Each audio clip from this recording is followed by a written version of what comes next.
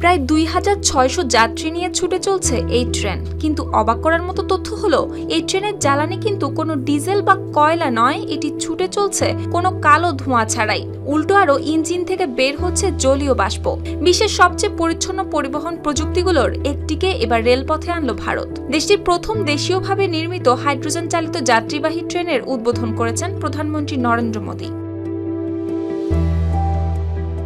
হরিয়ানার Jind rail station থেকে যাত্রা শুরু করা এই ট্রেনের নাম দেওয়া হয়েছে নমো গ্রিন রেল। জিন্দ থেকে গুহানা হয়ে শ্রেণীপথ পর্যন্ত প্রায় 89 কিলোমিটার পথ পাড়ি দেবে এটি। 10 কোচের এই ট্রেনে একসঙ্গে প্রায় 2500-এরও বেশি যাত্রী ভ্রমণ করতে পারবেন। ট্রেনটির অনুমোদিত গতি ঘন্টায় 75 কিলোমিটার হলেও এর নকশাগত সর্বোচ্চ গতি ঘন্টায় 110 কিলোমিটার। এই ট্রেনের সাধারণ ইঞ্জিনের মতো কোনো জ্বালানি পোড়ানো হয় না। ট্রেনের ফুয়েল সেলে সংরক্ষিত হাইড্রোজেন বাতাসের অক্সিজেনের সঙ্গে রাসায়নিক বিক্রিয়া করে তৈরি করে বিদ্যুৎ, আর সেই বিদ্যুতেই ছুটে চলে পুরো ট্রেন।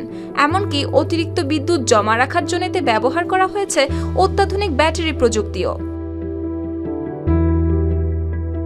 শুধু প্রযুক্তি নয়, নিরাপত্তার দিকেও বিশেষ গুরুত্ব দেওয়া হয়েছে এই ট্রেনে। হাইড্রোজেন গ্যাসের লিক শনাক্তকারী সেন্সর, অগ্নি নির্বাপন ব্যবস্থা, তাপমাত্রা নিয়ন্ত্রণ প্রযুক্তি ও জরুরি অবস্থায় স্বয়ংক্রিয়ভাবে ট্রেন বন্ধ করার ব্যবস্থাও রাখা হয়েছে এতে।